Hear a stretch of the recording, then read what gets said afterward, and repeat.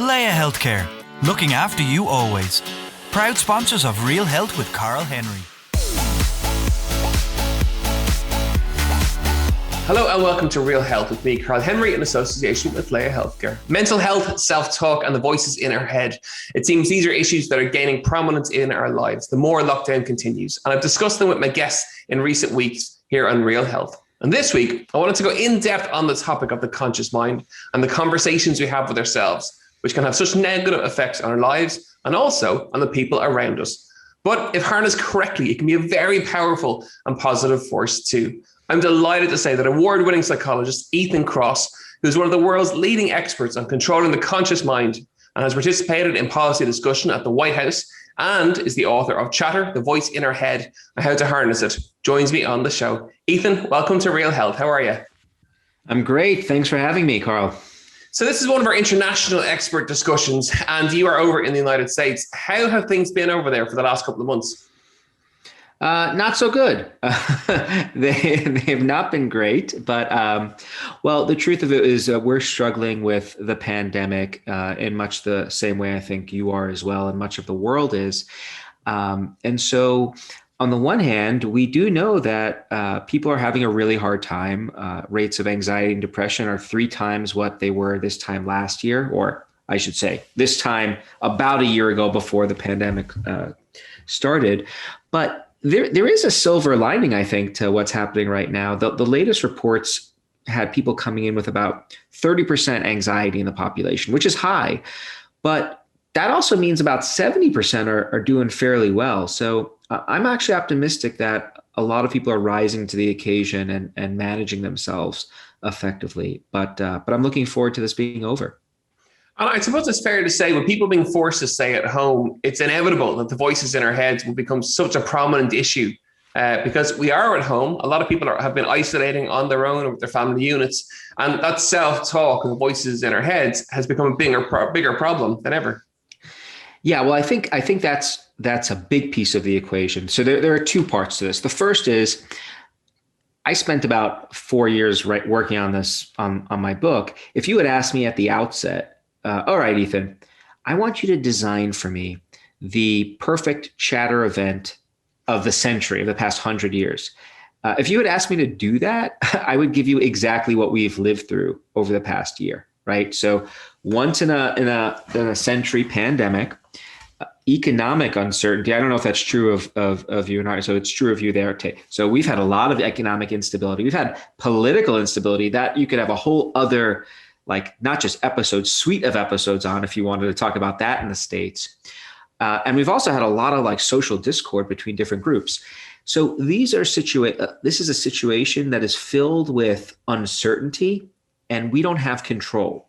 And we know that uncertainty and a lack of control, those are propulsive forces that drive chatter, that drive this voice in our head to get us stuck in rumination and worry and all the bad stuff.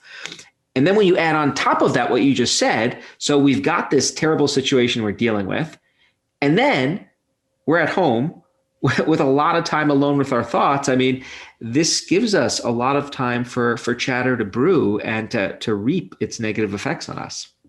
And is it, do people automatically think negative thoughts? Is that the normal thing to do in a situation like we are now, that when you do chatter inside your head, that automatically it's predominantly negative chatter that we do? Well, there's huge variability. So let me break things down a little bit because I think it's useful. And, I've been talking to people about the inner voice and chatter for the past month, pretty much every day. And people have different views on what those concepts are. And so the inner voice is something that we all possess. And I think it's a superpower. You could think about it as the Swiss Army knife of the mind. It helps us do lots of things, everything from hold a little piece of information in mind, like when you're verbally repeating a phone number silently in your head, to planning, like what you're going to say on a date, or if you've got to give a presentation at work, to trying to make sense of the world. Like, why did that happen? What am I feeling? Right? Our inner voice helps us do all of those things and many other things. And that's good. It's helpful. The inner voice can sometimes be negative. I would say that being negative, having some negative self-talk isn't in and of itself a bad thing, right? Like my ability to feel a little bit of anxiety, that's a good thing sometimes. Like if I've got to prepare to give a big speech, like it's good to have a little bit of anxiety that motivates me to then spend some time preparing. When negative self-talk and negative emotions become harmful is when they become prolonged, when they morph into chatter, which is we experience that little dose of negativity or anxiety or sadness or anger, and then we keep feeling it over and over and over again. That's what chatter is. Not every attempt to reflect on our life internally leads to chatter, but many of those attempts do. And so it's not the case that turning inward always leads us to experience chatter, but it is a vulnerability that exists. Okay, tell us more about the conscious mind. What is it? Well, the conscious mind refers to your awareness of what's happening in your head. And a lot of what's happening in our heads is the overwhelming majority of our thinking is happening subconsciously, right? Like you're not aware, like you're nodding at me right now in a very amicable way. Thank you. You're giving me positive feedback. You're not consciously telling yourself to move your head up and down, right? And smile. It's just autopilot. Much of what we do is on autopilot, right? We don't think about where to put our foot every time we walk. But we possess this pretty cool capacity. Human beings possess this ability to become aware of things.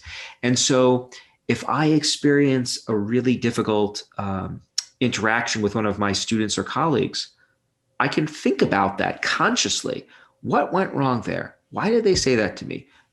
Did the thing that I say piss them off? Should I not have said that? So that's taking our spotlight and focusing on a particular situation consciously to work through it. And so that's an example of what the conscious mind can help us do. And that too is an amazing superpower, right? Like that's what makes us different from lots of other organisms. The thing about the conscious mind, though, that is so interesting to me is that it serves us so well, so much of the time, but it can also get us into big trouble, like when it leads to chatter. Let me say one more thing about consciousness, and then I'll shut up and I'll throw it back to you. You could think of consciousness as like a tool, and think about a hammer. A hammer is a tool that we use to do marvelous things in this world, build houses. But the hammer in the wrong hands or used the wrong way, and by wrong hands I mean if I were holding a hammer, it can be the source of destruction. It can cause a lot of damage. And so carpenters, they learn how to use tools the right ways. And a lot of what I do in my lab, a lot of what I talk about in my book is how do we figure out how to use the tool of self-talk more effectively, right? To make it work for us more of the time than work against us. Okay, so the conscious mind has positives and negatives. So there are two aspects to it. So sometimes it's a good thing and sometimes it's a bad thing. Yes, and we want to get it to be good more often than bad. And let's chat about the effects of it. So in terms of on a personal level and a professional level, if your conscious mind is delivering negative self-talk, presumably that has a massive impact on us personally and professionally. I think when we experience chatter, the negative side of that conscious verbal mind, it can upend all that we hold dear in life. And I realize that is a bold statement, and I'm not one who likes to exaggerate. So let me try to back that up. Okay. Chatter can impact us in three domains that I think are three domains that really make life worth living. The first is work and performance. So we know from lots and lots of research that when people become consumed with a problem, they ruminate and worry about it excessively. That makes it very difficult for them to focus and perform well at work.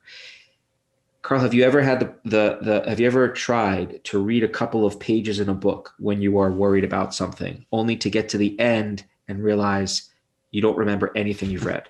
Guilty as charged. Guilty as charged. You and every other human being who reads and has experienced chatter. We have a limited amount of limited ability to focus our attention at any given moment of time. And if all that attention is being soaked up by our chatter, there's nothing left to do what we need to do at work, right? So chatter can powerfully undermine our ability to perform well. And this is a problem that ranges from the billions to the trillions, depending on the estimate that you look at in terms of the kinds of mental health impairments that chatter can provoke. So that's work and sports and school, like what I just talked about. Pretty important domains of life. Let's talk about relationships now. We also know that when people experience chatter, that can create friction in our relationships. And it can do so through a few different pathways. One thing that happens is when people experience chatter, they're often highly motivated to talk to other people about it, right? And maybe we'll talk about why that is later. But one of the things that often happens is they talk about their chatter and they keep talking about it and they keep talking about it and they keep talking about it. And that can have the effect of pushing other people that we know and love away, because there's only so much listening that our friends and loved ones can do. And so there's research which shows that talking excessively about what's happening in our head can have negative relational effects. Chatter can also lead to something called displaced emotion. So this is the phenomenon, right? Something stressful happens at work. I'm consumed with it. It's really annoying me. I come home, I'm at my desk. My daughter comes in my office and interrupts me. It's an innocent interruption, but why did you interrupt me? Right? We're displacing our emotion on someone else. It's a very common phenomenon. And so that's another way that chatter can impact our relationships and cause relational damage. So we've got work, we've got relationships. The third domain is our physical health. We often hear that stress kills, and that's not exactly true, actually. The ability to have a stress response, really, really useful response. When you're in the presence of a threat, what a stress response does is it quickly mobilizes resources within us that tells us either to approach or avoid, fight or flee. Very, very helpful. What's not helpful is when our stress response goes up and then remains chronically elevated over time. And chatter plays a role in doing that because we experience a stressor. Say, you say something really nasty to me, which I hope you don't say, but let's say you do, and I have a stress reaction. Then we end this interview, and I keep thinking about what you said to me over and over again. I'm essentially recreating that stress response through thinking, and I'm keeping it alive. And that explains how stress can actually exert wear and tear on the body through chatter, which can lead to things like cardiovascular disease and certain types of cancer and inflammation. So in terms of what the stakes are, I think they're pretty significant. We're talking about our relationships, our health and work, and those things matter a lot to a lot of people. And if you can harness the conscious mind, it can be a force of good, a force of positive, and a very powerful force in our lives. But it's all about harnessing it correctly. That's right. That's right. So then the question is, all right, so we've got this chatter. So what do we do about it, right? Like, do we try to silence our inner voice and just stop talking to ourselves? Wrong answer. I don't think that's the right answer. Or do we try to actually use the term you use and the term I use too, harness it, figure out how do we bring the conversations we have with ourselves back on track so that they're working for us rather than leading us astray in this other way. And the good news is that lots of science-based tools exist to help us do that. I spent the past 20 years studying what those tools are. They're often things that some people are doing without even knowing, but they're tools that I would say are hidden in plain sight. They're out there waiting to be used. They're ways you can shift the way you're thinking about your circumstances that can be helpful, ways of talking to other people that can be useful, and even ways of navigating our physical worlds that can help us change these conversations we have with ourselves. And I can't let you end that there. You're gonna have to give us some of those tools. Okay. All right. I'll give you a couple examples. So, I talk, there are like 26 tools that I talk about, and let me get to the end right at the start. There's no single magic bullet. Different tools work for different people in different situations. And I'm a proponent of something called a toolbox approach to managing chatter, which is you've got to use different combinations of tools to really work on this situation. That said, okay, so what are some things you could do? Well, some things you could do on your own. Let's in the context of the pandemic and COVID, I do something called temporal distancing. You might think of it as mental time travel. When we experience chatter, we tend to zoom in on a problem really narrowly. We think about, oh my God, how awful is it that I'm sitting in the same seat? I've gained 15 pounds. My kids won't leave me alone, right? All the terrible stuff is what our attention is focused on. In those instances, zooming out, being able to get some distance from our problems can be very useful. And temporal distancing is one way to do that. So I'll think about, well, how am I going to feel 9 months from now when I'm vaccinated and I'm back to traveling and I'm sitting on a beach sipping 1 or 3 pina coladas? What that does, that mental exercise does, is it makes it clear that what I'm experiencing now, as awful as it is, and to be clear, it's pretty awful, it's temporary. It will eventually pass. Highlighting the instability of what we're dealing with, this gives us hope. And we know that hope can be a very powerful tool for reducing chatter. That's traveling into the future. You could also travel into the past. And I do this too. I think about the pandemic of 1918. And I think to myself, well, that was actually worse, believe it or not, than what we're dealing with now. Death rates were higher. And guess what? There was no Zoom. There was no takeout. Like, there were much more greater difficulties back then. And we got through it. We're here. So that, again, that also puts my experience in perspective in ways that can be powerful for recalibrating these internal conversations. So that's one thing you could do on your own. Another thing you could do is something called distanced self-talk. So you could coach yourself through a problem like you giving advice to another person, and actually use your name to do it, as hokey as that might sound. So the next time I'm struggling with something, all right, Ethan, here's what you're going to do. We know that it is much easier for people to give advice to others than to take that advice ourselves. And what distant self-talk does is it uses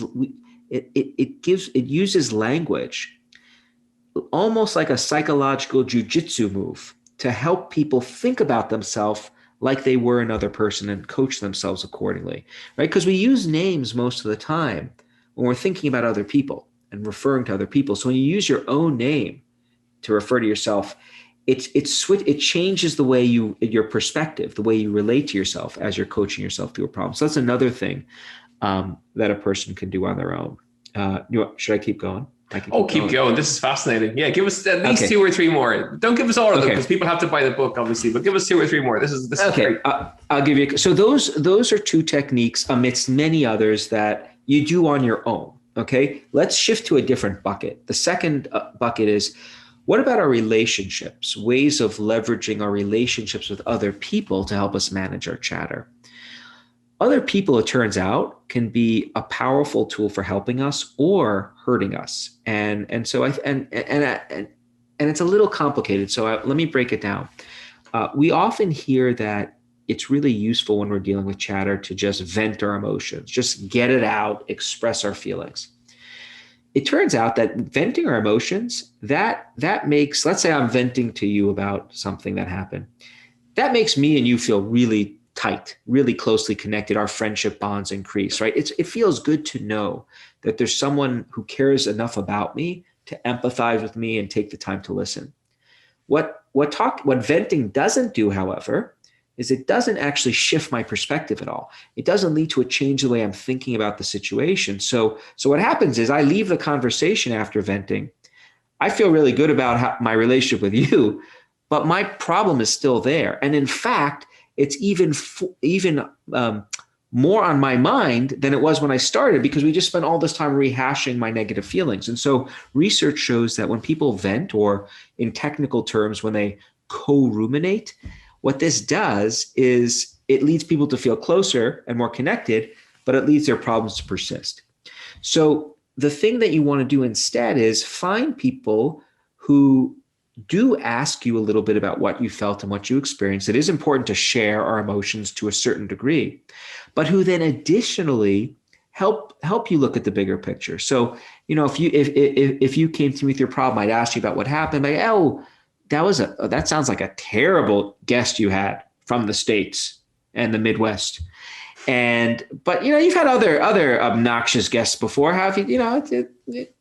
the feelings fade over time. You'll be okay. Or let me tell you what I've done when I've dealt with a really hostile person. Here's how I manage the situation. So what I'm doing there is I'm getting you to share and I'm connecting with you, but I'm trying to shift your perspective to help you work through the chatter. And so I think there's a really important lesson here for those of us who are seeking support for others, right? The lesson there is be really deliberate about who you choose to approach for help with your chatter. Like I'm very thoughtful about this. There are some people in my life who I'm very, very close to. I love them. They love me, at least I think. And I don't tell them about my chatter. I don't talk to them about it because I know they're not going to do anything to actually help me work through it. Instead, there are like 3 people that I go to for chatter problems in my personal life, 4 people I approach for help in my professional life. They're my like chatter advisors. I could count on them to do both of these things.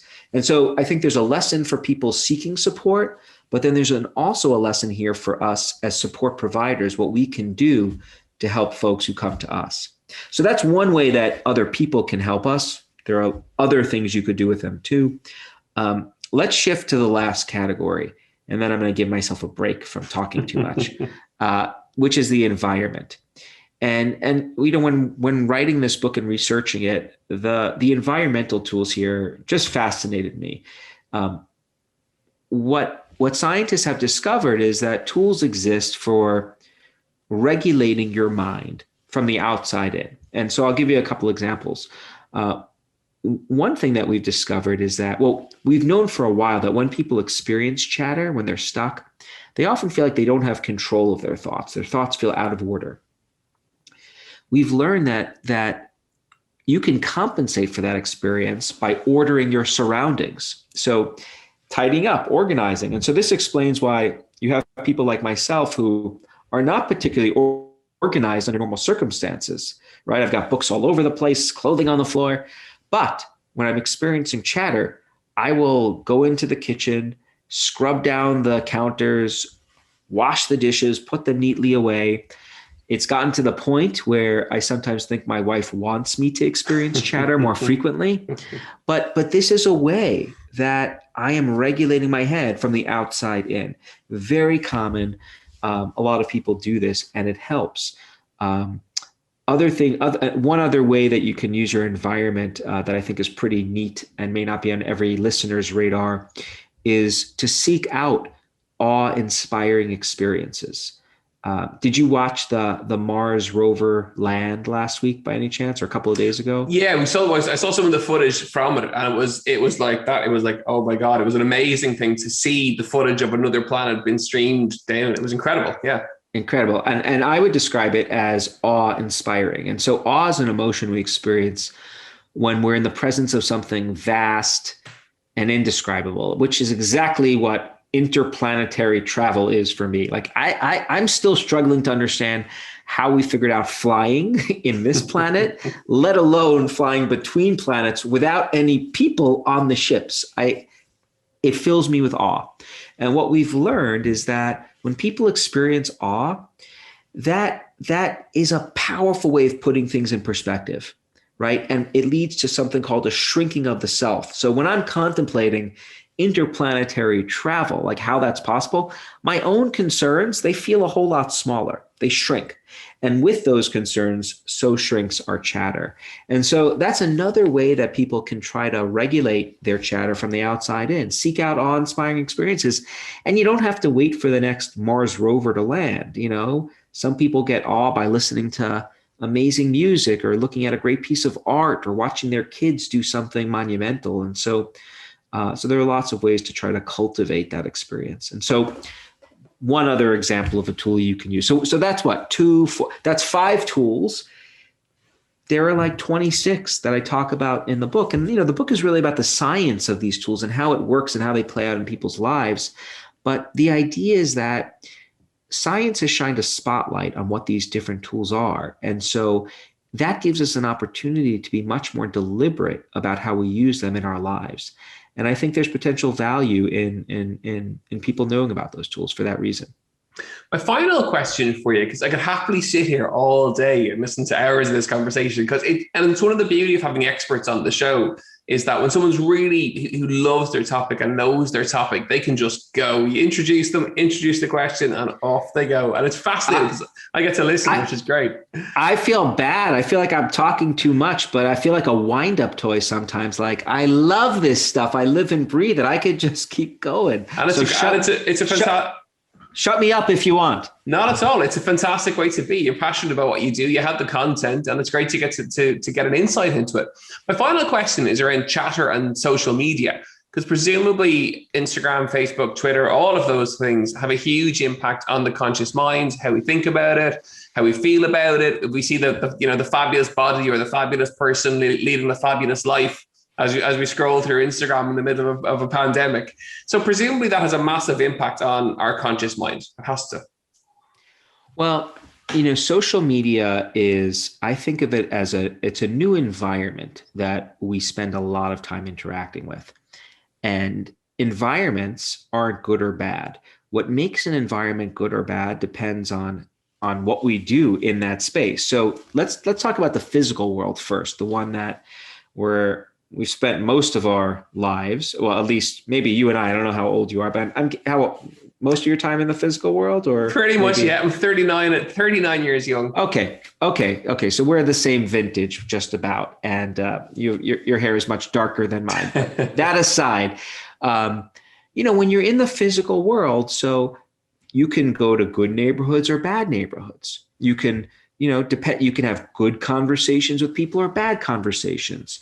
And depending on if you go to the wrong neighborhood and talk to the wrong people, you're not going to feel good. If you go to the right neighborhood and right neighborhood, you'll feel better.